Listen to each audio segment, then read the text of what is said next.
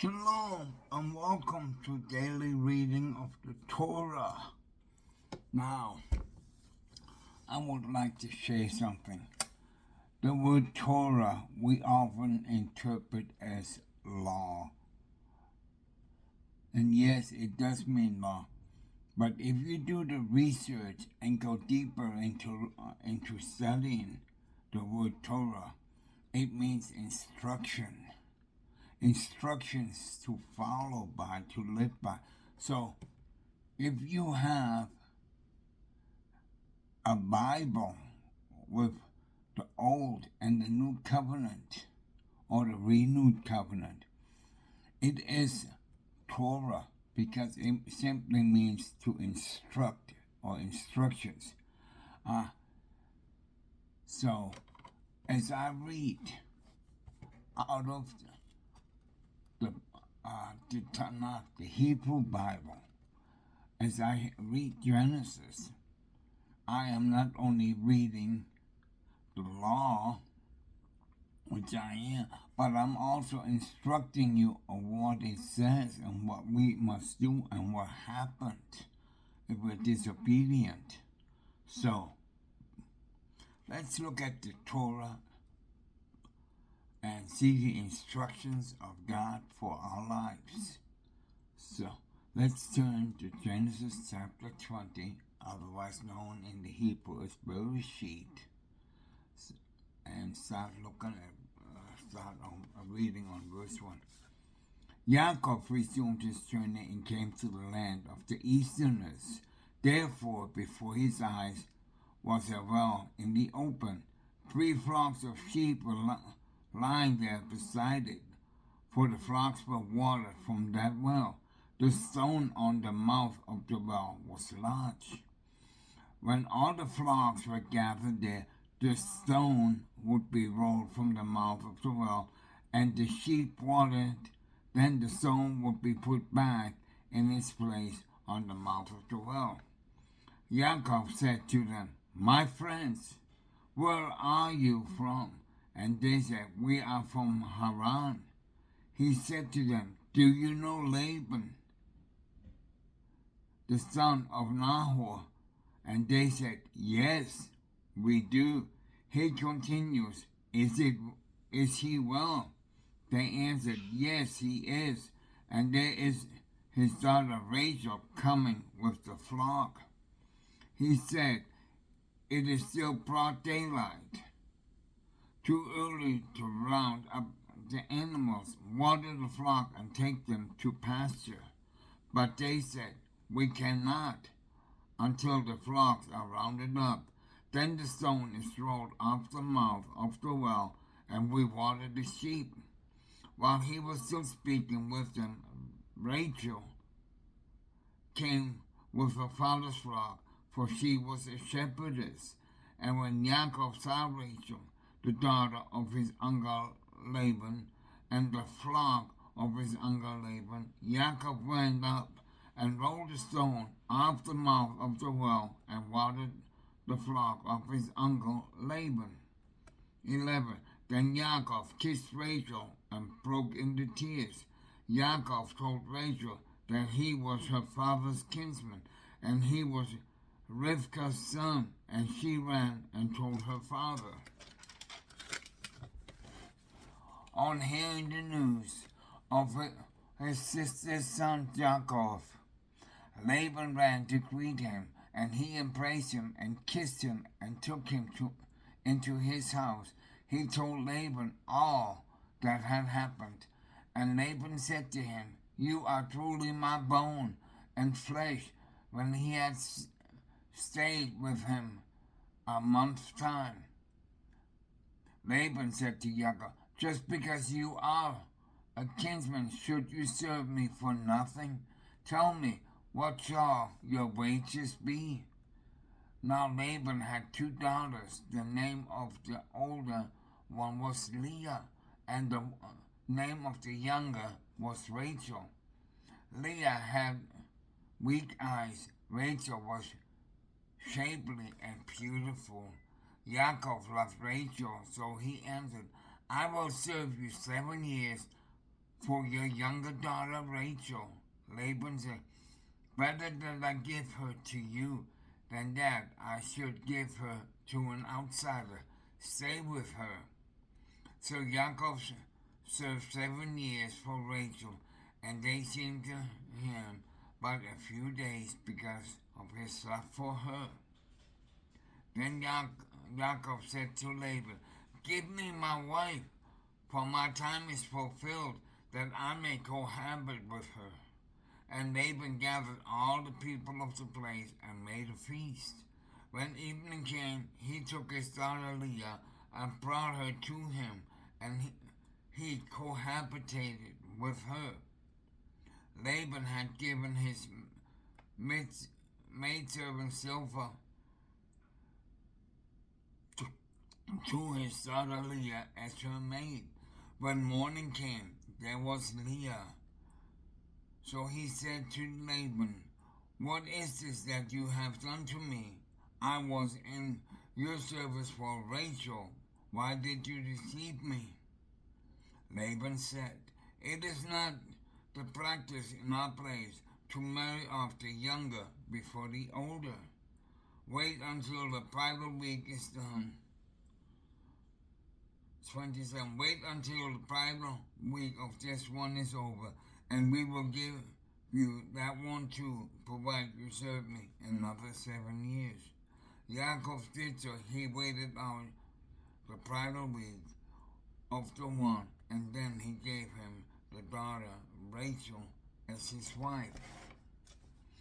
Laban had given his maiden Bilhah to his daughter Rachel as his mate, and Yaakov cohabitated with Rachel also. Indeed, he loved Rachel more than Leah, and he served him another 7 years.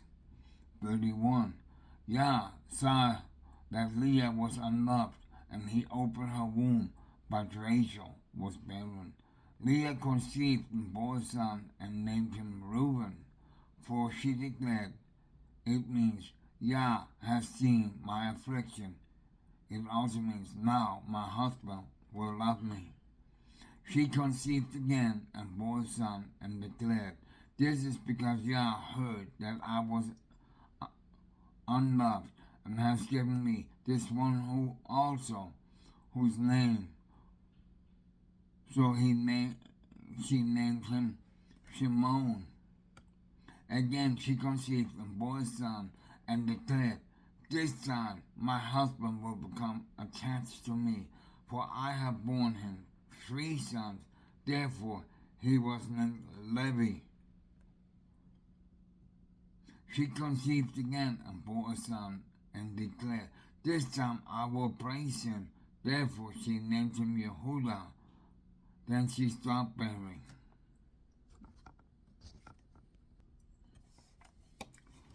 Chapter 30, verse 1. When Rachel saw that she had borne Yaakov no children, she became envious of her sister. And Rachel said to Yaakov, give me children, or I shall die.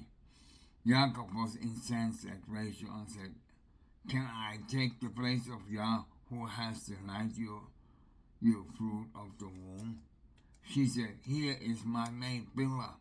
Consort with her, that she may bear on my knees, and that through her I too may have children. So she gave him and her Bilhah as concubine, and Yaakov cohabitated with her. Bilhah conceived and bore Yaakov a son, and Rachel said, Yah has vindicated me. Indeed, he has heeded my plea and given me a son. Therefore she named him Dan. Rachel's maid Bilhah conceived again and bore Yaakov a second son. And Rachel said, a faithful contest I waged with my sister, yes, and I have prevailed. So she named him Naphtali. When Leah saw that she had stopped bearing, she took her maid Zilpah and gave her to Yaakov as concubine. And when Leah made silver for Jacob's son, Leah said, "What luck!" So she named him that. When Leah made silver for Yaakov, a second son, Leah declared, "What fortune!"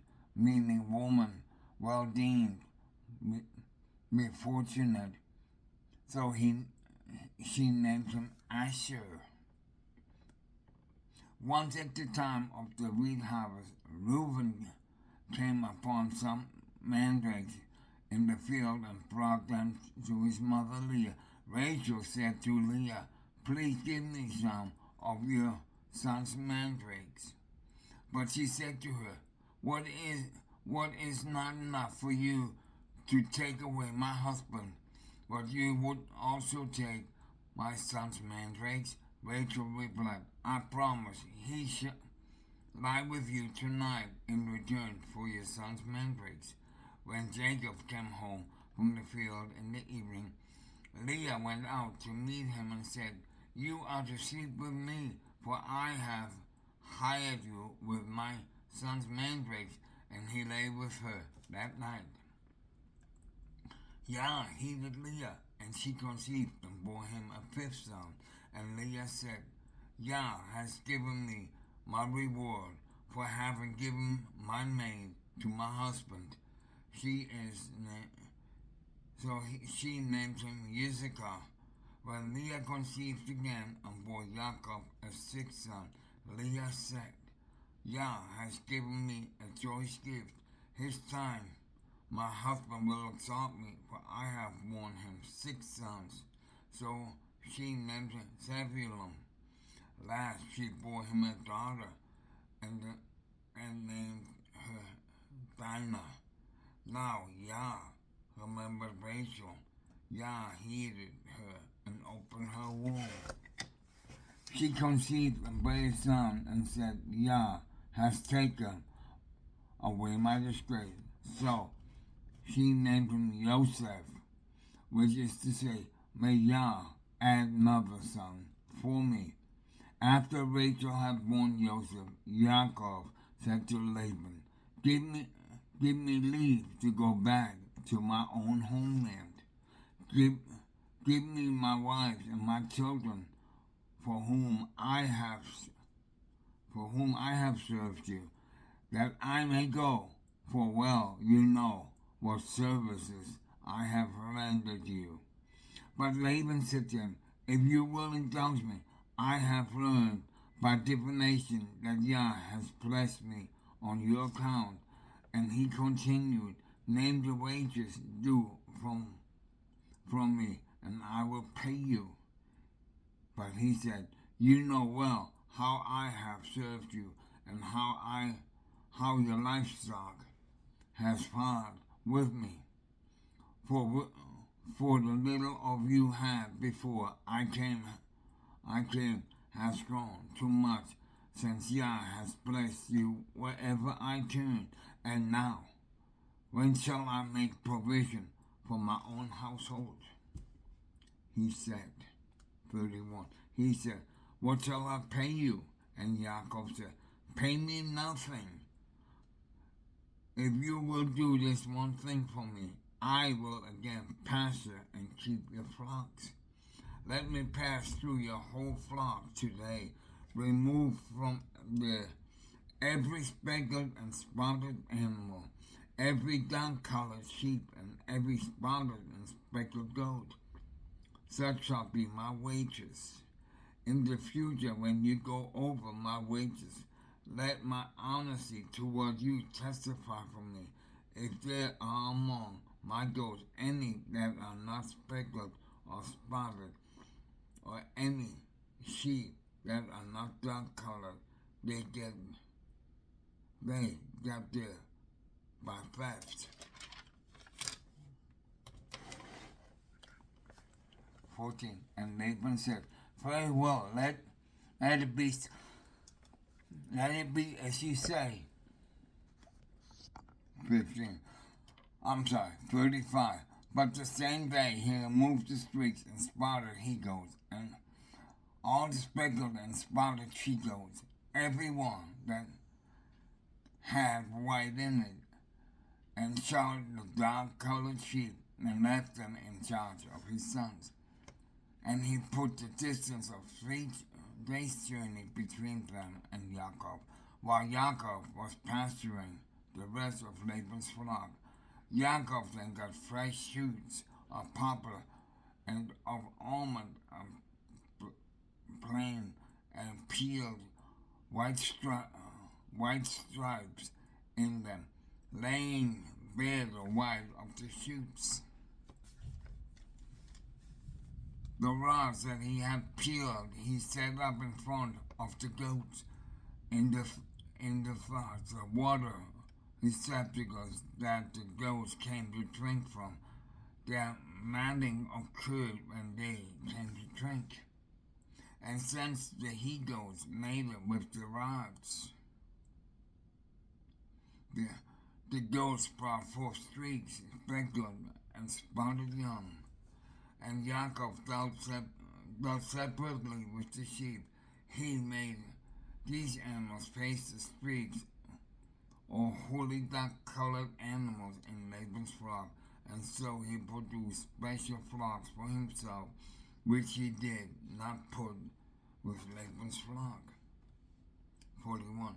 Moreover, when the sturdier animals were mating, Yaakov would place the rods in the troughs in full view of the animals, so that they mated with the rods. But with the feebler animals, he would not place them there. Thus the feeble ones went to Laban, and the sturdy to Yaakov. So the man grew exceedingly prosperous and came to own large flocks, maidservants and manservants, camels and asses. This concludes the reading of daily Torah reading. May Yah shine upon your path. May He lead you into His truth and righteousness. May He fill you with His shalom. In Yeshua's name, Amen. Until tomorrow, with reading Torah, we bid you shalom.